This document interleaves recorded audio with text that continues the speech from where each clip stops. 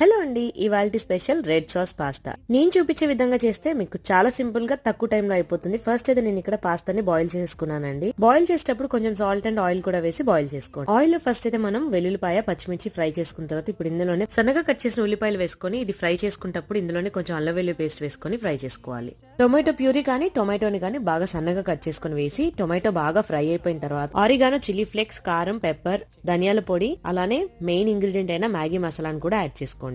Maggi మసాలాతో మీరు pasta ఒకసారి చేసి చూడండి, చాలా టేస్టీగా ఉంటుంది, మీకు కూడా డెఫినెట్ గా నచ్చుతుంది. మసాలా అంతా ఫ్రై అయిపోయిన తర్వాత ఇప్పుడు ఇందులో మనము బాయిల్ చేసుకున్న పాస్తాని వేసి మొత్తం బాగా మిక్స్ చేసుకోవాలి. మిక్స్ చేసుకున్న తర్వాత ఇప్పుడు ఇందులోనే కొత్తిమీర వేసేసుకుని గార్నిష్ చేసుకోవడమే. ఈ పాస్తాలో మీకు కొంచెం వెజిటేబుల్స్ కూడా కావాలి అంటే ఆనియన్స్ ఫ్రై చేసుకున్నప్పుడే క్యాప్సికమ్ కూడా వేసేసుకుని ఫ్రై చేసుకోవచ్చు. చూసారు కదా, ఫైనల్ గా అయితే నేను చీజ్ తోనే ఒకసారి గార్నిష్ చేసుకున్నాను. ఈ స్టైల్లో పాస్తా ఒకసారి చేసి చూడండి, ఎలా వచ్చిందో నాకు కామెంట్స్ లో చెప్పండి. మీరు కనుక నా ఛానల్ ఫస్ట్ టైం చూసినట్టయితే please like and share the video. Thanks for watching.